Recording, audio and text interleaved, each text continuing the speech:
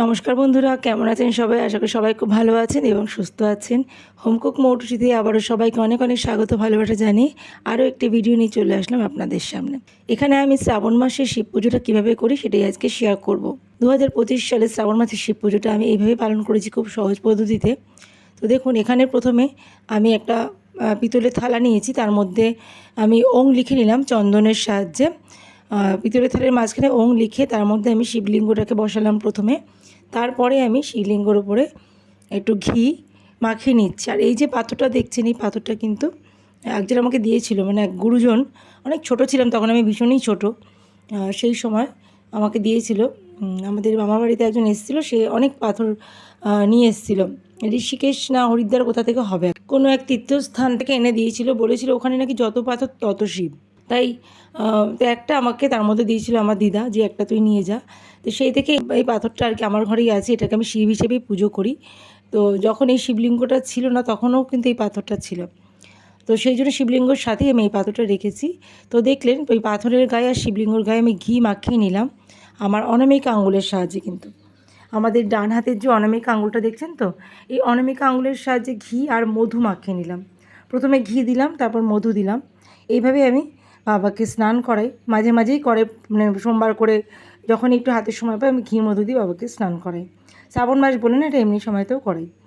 তো এরকম করে অনামিকা আঙুলের সাহায্যে ঘিটাকে প্রথমে মাখিয়ে নিই, তারপরে আমি ভালো করে সব আঙুল দিয়েই ভালো করে মাখিয়ে নিলাম শিবলিঙ্গর গায়ে এবং এই পাথরটার গায়ে। আর এই যে তারপর দেখছি চন্দন, এটা আমি চন্দন ঘষে রেখেছিলাম, সেই চন্দন দিয়ে বাবাকে আমি ভালো করে মাখিয়ে নিচ্ছি চন্দনটা আর কি।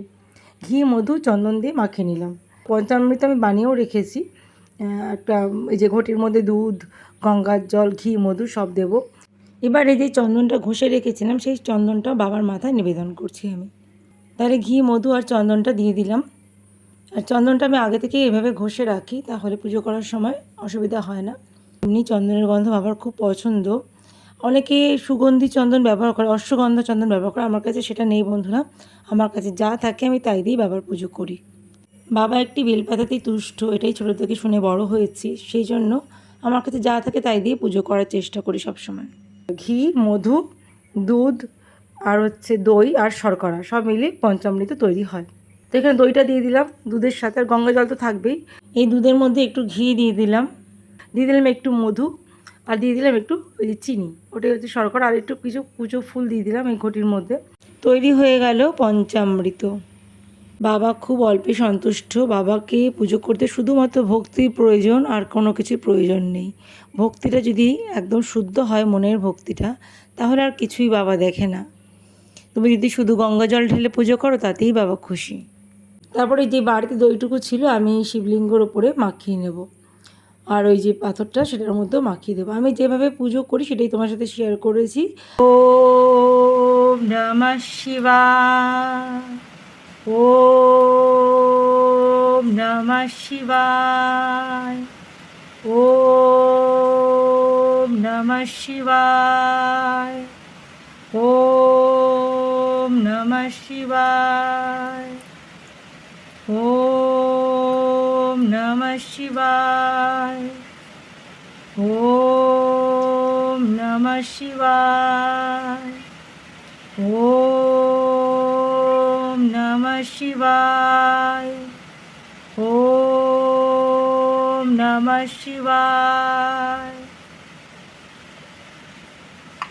ওম নমঃ শিবায়, ওম নমঃ শিবায়, ওম নমঃ শিবায়। এবারে গঙ্গার জল ঢালছি বাবার মাথায়। ওম নমঃ শিবায়, ওম নমঃ শিবায়। উপোস ভাঙার পরে যে চরণামৃতটা খাবো সেটা আমি রেডি করে রাখলাম। একটা ছোট বাটির মধ্যে চরণামৃতটা আমি ধরে রাখলাম। শিবায়, ওম নমঃ শিবায়, ওম নমঃ শিবায়, ওম নমঃ শিবায়, ওম নমো নমঃ শিবায়। তো বাবার মাথায় দুধ, গঙ্গার জল, পঞ্চামৃত সব কিছু দিয়ে বাবাকে আমি স্নান করিয়ে দিয়েছি। এবার বাবাকে মুছে নিলাম। মুছে পরিষ্কার করে শুকনো করে একদম আমি বাবাকে অন্য একটা পাত্রে বসাবো। আর মাঝখানে যে দুধ দিয়ে স্নান করিয়েছিলাম সেই জলটা কিন্তু আমি আলাদা করে ফেলে দিয়েছি। আর শুনলেন তো আপনারা, যতক্ষণ জল ঢালছিলাম ততক্ষণ কিন্তু আমি ওং নমঃ শিবায় ওং নমঃ শিবায় মন্ত্রটা জপ করে গেছি যতক্ষণ জল ঢেলেছি। বাবাকে পুজো করার সময় অন্য কোনো মন্ত্র না জানলেও হবে, শুধুমাত্র ওং নমঃ শিবায় জপ করলেই বাবা খুশি। আর পুজো করতে করতে তো কথা বলা যায় না, সেই জন্য আমি পুরোটাই ভয়েস ওভার শেয়ার করলাম। ভয়েস ওভারে আর কি আমার কথাগুলো বললাম। এবার এই প্রতিটা বেলপাতার মধ্যে আমি রাম নাম লিখে নেব চন্দন দিয়ে। তো দেখুন, সেটা দেখা যাক বা না যাক আপনি লিখলেই হবে, মানে চন্দন দিয়ে রাম রাম বলে লিখতে হবে প্রত্যেকটা পাতায়। রাম নাম লেখার সময় দেখে নিতে হবে যে পাতাগুলো যেন অক্ষত হয়, মানে বেলপাতাগুলো যেন সব অক্ষত হয়। তো আমি 3টে বা 5টা বেলপাতা নিবেদন করি বাবাকে। আর প্রত্যেকটা বেলপাতায় কিন্তু রাম নাম লিখেছি, এবং রাম নাম যদি নাও লিখতে পারেন অন্তত চন্দনের ফোঁটা দিয়ে দেবেন প্রত্যেকটা পাতায়, তাহলেও হবে। তো এইভাবে বাবাকে আমি বেলপাতা দিচ্ছি, তারপর বাবার মাথায় আমি চন্দনের ফোঁটা দিয়ে দেব। এবারে বাবাকে একটা আকন্দ ফুলের মালা আমি পরিয়ে দেব। মালাটা যেহেতু বড় সেজন্য আমি 2বার করে প্যাঁচ দিয়ে পরিয়ে দিয়েছি বাবাকে। দেখুন কত সুন্দর লাগছে আমার বাবা মহাদেবকে। এবার বাবার মাথায় আমি একটা সাদা ফুল দিয়ে দেবো। যাই দেবো বাবাকে আমি চন্দনে ছুঁয়ে ছুঁয়ে কিন্তু দেবো। আর এখানে দেখছেন প্রদীপটা জ্বলছে, এটা কিন্তু ঘিয়ের প্রদীপ। আমি ঘিয়ের প্রদীপ জ্বালাই বাবার পুজোর সময়।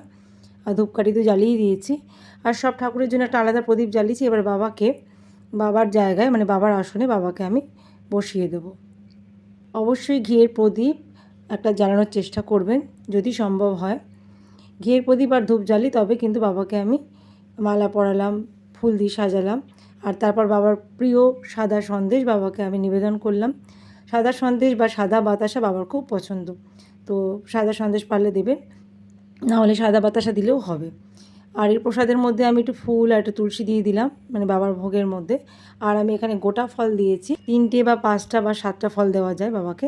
এই ফল কাটিয়ে নিয়ে আমি গোটা ফলই দিয়েছি। তো আমার বাবাকে একদম সাজিয়ে গুছিয়ে বাবার আসনে বসিয়ে দিয়েছি। কেমন লাগছে বলুন তো। এবার বাবাকে আমি স্মরণ করব, বাবাকে আমি প্রার্থনা করব। সব শেষে বাবার মাথায় আবারও একটু গঙ্গার জল আমি দিয়ে দেবো ওম নমঃ শিবায় বলে বলে। ওম নমঃ শিবায় ওম নমঃ শিবায় ওম নমঃ শিবায়। বাবা সকলের মঙ্গল করো, বাবা সকলের মঙ্গল করো, সকলের মঙ্গল করো বাবা, সকলের মঙ্গল। আর এই যে অখণ্ড আতপ চাল, আমি এটা বাবাকে নিবেদন করব। এই শ্রাবণ মাসের উপসে সোমবার করে এই অখণ্ড আতপ চাল বাবাকে নিবেদন করা খুব ভালো, খুব শুভ এটা। সেই জন্য কিছু না হলেও এটা বাবাকে নিবেদন করতে হবে আমাদের। প্রত্যেকটা চাল কিন্তু ভালো করে দেখে নিতে হবে যেন প্রত্যেকটা চালই অখণ্ড হয়। আমি অনেকভাবে বেছেছি ভালো করে, তো এটা আমি এবার এই আমার হাতে করে বাবাকে নিবেদন করব। ঠিক আছে।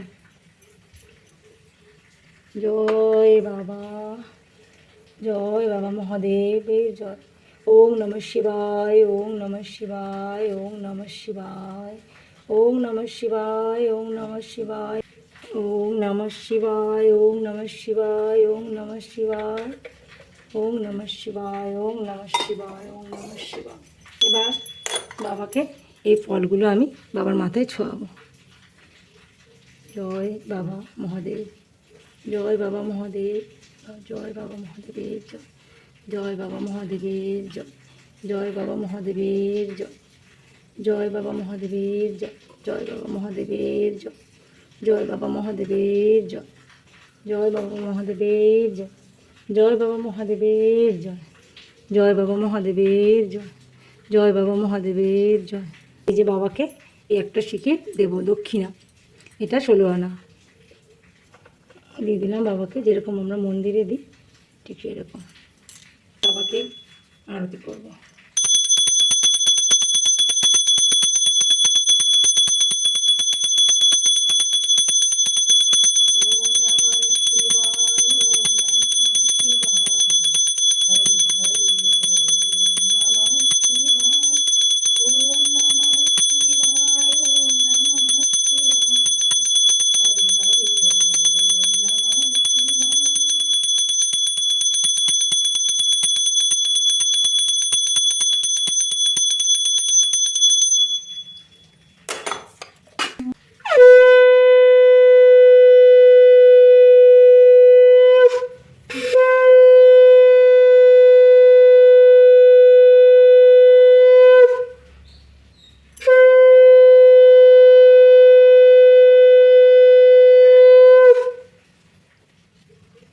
গণেশায় নমঃ ওং গণেশায় নমঃ ওং দেবেন্দ্র মৌলি মন্দার মকরন্দ কণারুণা বিঘ্নং হরন্তু হিরম্ব চরণাম ভুজরে নব্য গুরু প্রণাম।